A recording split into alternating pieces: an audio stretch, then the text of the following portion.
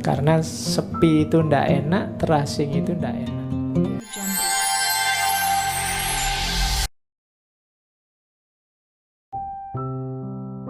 Jadi jangan salah, kalau kamu mengejar-ngejar kebebasan, nanti ada efeknya apa? Begitu kebebasan kamu dapat, kamu akan kesepian. Kenapa? Yang namanya bebas itu kan berarti tidak terkait dengan yang lain. Tidak ada yang ganggu, tidak ada yang menghalangi, tidak ada yang ngatur-ngatur. Itu kan berarti apa? Kamu lepas dari yang lain. Termasuk nanti bebas itu kan kamu tidak mau diatur orang, tidak mau, kamu ingin ngatur sendiri hidupmu. Efeknya apa? Kamu akan kesepian. Jadi less freedom, greater connectedness. Kebebasanmu berkurang, biasanya koneksimu semakin kuat. Orang lain itu kan menghalangi kebebasanmu. Makanya katanya Sartre itu kan hell is other people. Jadi semakin ada orang, kamu semakin tidak bebas. Jangan-jangan mungkin kamu sekarang kan bersila, jadi kesel loh kamu silo gitu terus mau selonjor, tapi tidak enak kalau selonjor yang di depanmu ketendang. Kurang ajar memang orang lain itu kan gitu. Jadinya adanya orang lain aku jadi tidak bebas. Jadi hell is other people. Tapi memang resikonya itu. Kalau kamu ingin sangat bebas, hasilnya apa? Kesepian. Kalau kamu ingin bebas, mau minum nggak cuma kopi kayak gitu tiap minggu kopi itu, terus kan bosen kamu. Mau sekali-sekali ganti apa gitu kan? Tapi ya di sini itu. Kalau nggak pengen itu, nggak ke sini, nggak usah bareng yang lain, bikin acara sendiri. Tapi kan kesepian. Jadi semakin kamu mengejar kebebasan, nanti ada resiko semakin kamu tidak sama dengan yang lain, tidak bareng dengan yang lain. Jadi less freedom, greater connectedness. Ketika kebebasan berkurang, relasi keterhubungan bertambah. Padahal manusia itu benci kesepian. Jadi tidak enak sendirian, terasing, gitu kan? Teralienasi itu kan tidak enak. Kamu disebut alien kan juga tidak suka. Orang asing yang tidak sama dengan yang lain. Nah, situasi terasing ini biasanya orang milih satu di antara dua alternatif. Oke, gimana caranya saya tetap terhubung dengan yang lain, tapi kebebasannya tidak hilang. Itu nanti dirumuskan di konsep ketika dia ngomong tentang cinta. Orang cinta itu kan terhubung tapi tidak menghalangi kebebasan. Kalau kebebasannya dihalangi namanya bukan cinta, dominasi. Jadi bersatu dengan orang lain tapi semangatnya cinta dan kerjasama. Jadi bareng-bareng untuk enak bersama, tidak saling ngatur. Misalnya, lo ini kalau mau enak bersama kan bisa disepakati bareng-bareng. Oke, sekarang ngaji boleh selonjor, jadi jaraknya agak jauh biar ya ketika yang belakang selonjor, yang depan tidak ketendang. Itu kan bareng-bareng. Nah, itu namanya semangat cinta dan kerjasama. Atau biasanya alternatif kedua, orang yang takut kesepian, takut terasing, takut jauh dari orang banyak, itu ngambil jalan kedua, membunuh kebebasannya, patuh saja dengan situasi sosial di sekelilingnya. Apakah itu penguasa, apakah itu masyarakat. Sudahlah, manut saja, ndak bebas juga ndak apa-apa, yang penting temannya banyak. Ini jalan kedua biasanya yang ditempuh. Jalan pertama agak berat tapi enak, kamu ndak kehilangan kebebasan. Jalan kedua, ya kamu akan kehilangan kebebasanmu, tapi resikonya ya kamu temannya banyak. Jadi koneksimu, relasimu luas. Resikonya kehilangan kebebasan. Orang tinggal milih mau pilihan yang pertama apa pilihan yang kedua. Karena sepi itu ndak enak, terasing itu ndak enak. Nah, secara lebih detail nanti yang kedua tadi biasanya orang melakukan 3 hal. Ini yang lari dari kebebasan tadi. Jadi jalan pertama orang lari dari kebebasan itu adalah jalan otoritarianisme. Jadi otoritarianisme itu berarti orang melepaskan kebebasannya, bergabung dengan orang lain di luar dirinya untuk hal-hal yang ingin dia peroleh. Itu namanya, kita sering menyebutnya otoriter. Nah, lari dari kebebasan itu, kebebasanmu dibuang, kamu ikut aturannya orang lain. Itu struktur ini namanya struktur otoriter. Bentuknya dua, masokisme dan sadisme. Masokisme itu kalian yang inferior, kalau sadisme itu kalian yang superior. Struktur yang superior inferior ini sebenarnya struktur yang tidak sehat, struktur yang tidak setara. Di situ ada otoritarianisme. Jadi kalau kalian membuang kebebasanmu begitu saja, manut saja, kamu dijajah orang, diatur-atur orang, itu namanya masokisme. Injak-injaklah aku, jajahlah aku, yang penting kamu jangan pergi dariku. Nah, itu mentalnya namanya masokisme. Maki-makilah aku, sakiti aku, ndak apa-apa, yang penting jangan jauh-jauh dariku. Itu masokisme. Kalau yang kedua, untuk orang agar tetap bersamamu, kamu berperilaku sadisme. Biasanya ini yang punya kekuasaan, menguasai yang lain, membuat orang lain tergantung. Kamu jangan begitu ya, kalau kamu begitu tak tinggal loh. Nah, itu gaya yang kedua. Jangan lakukan itu, kalau kamu lakukan itu lebih baik kita putus saja.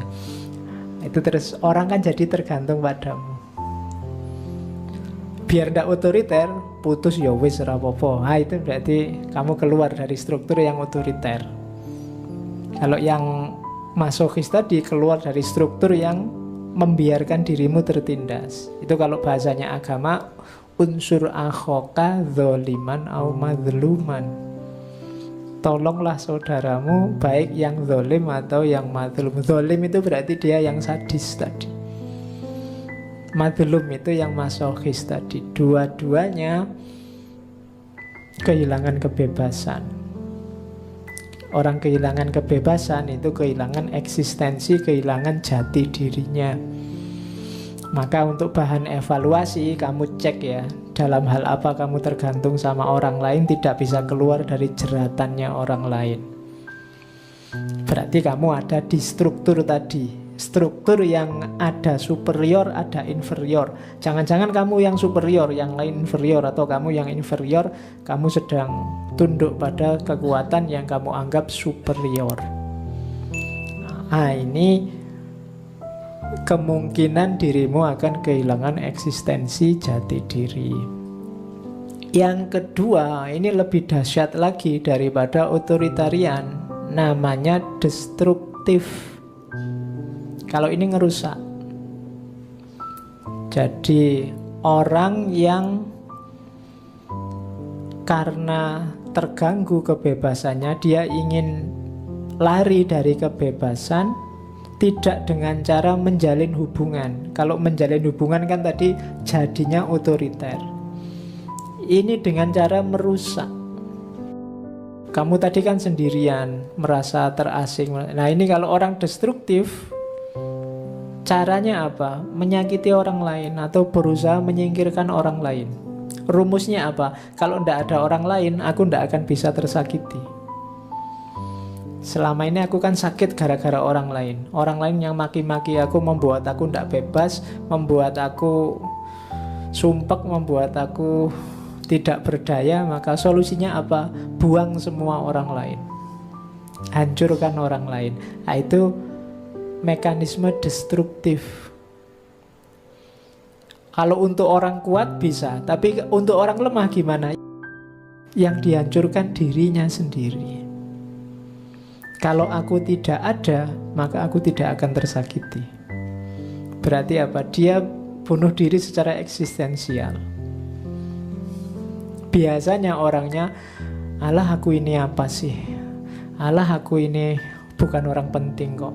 Alah aku ini. Nah, itu cirinya orang yang di level 2 ini, menghancurkan dirinya. Jadi kalau orangnya kuat, dia menghancurkan yang lain. Kalau dia lemah, menghancurkan dirinya sendiri. Ini mekanisme lari dari kebebasan yang destruktif, merusak orang lain atau merusak dirinya sendiri. Banyak kan orang gini. Biasanya yang kedua ini orang yang sangat minder. Yang pertama orang yang sangat pede. Sangat pede itu kan orang lain gak dipandang sama sekali, gak dianggap sama sekali, dianggap gak ada. Yang kedua, dirinya sendiri yang dilenyapkan, dianggap gak ada. Saya ini orang rendahan pak, saya ini orang kecil pak, kan gitu. Itu level yang kedua. Wah mas hebat sekali, alah apa sih saya ini. Padahal di dalamnya merasa wah hebat sekali aku. Ya, jadi itu namanya basa-basi.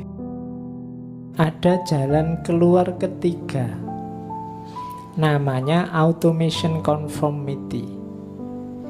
Kalau ini seperti kalimatmu, saya mengalir saja.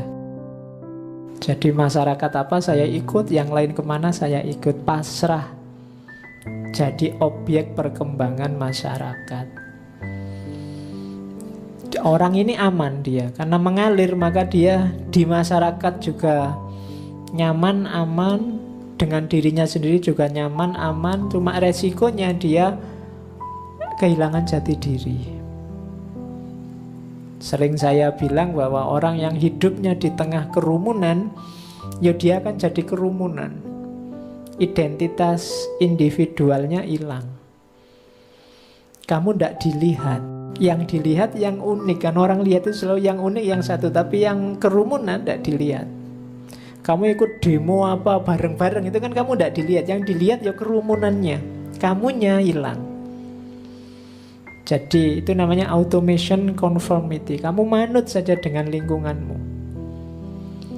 Orang mengidentifikasimu tidak sebagai dirimu, tapi sebagai identitas kerumunanmu. Oh saya ini pro sana pak, saya ini orang yang grup sana pak, saya ini, itu identitasmu, identitas kerumunan, bukan identitas individual. Jadi lari dari kebebasan di yang ketiga ini kamu aman, tapi identitasmu hilang, kehilangan diri sendiri.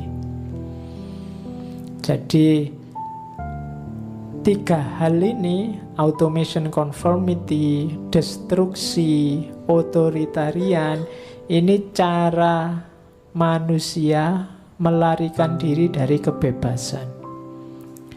Katanya siapa orang merindukan kebebasan. Dalam kenyataannya banyak orang justru lari dari kebebasan. Karena memang resikonya kebebasan itu kesepian. Kamu jadi orang yang sendirian. Cuma orang unik itu ya orang yang diingat. Orang yang bikin terobosan-terobosan, orang yang original, itu kan yang dikenal oleh masyarakat. Yang ditulis oleh sejarah. Sejarah tidak nulis kerumunan kan kalau tentang cerita-cerita orang, tapi nulis tentang tokoh-tokoh. Tokoh ini selalu orang yang original. Dan ini tidak banyak. Maka kalau kalian ingin jadi sesuatu yang dicatat oleh sejarah, jangan lari dari kebebasan. Jadikan dirimu unik. Nah itu maunya From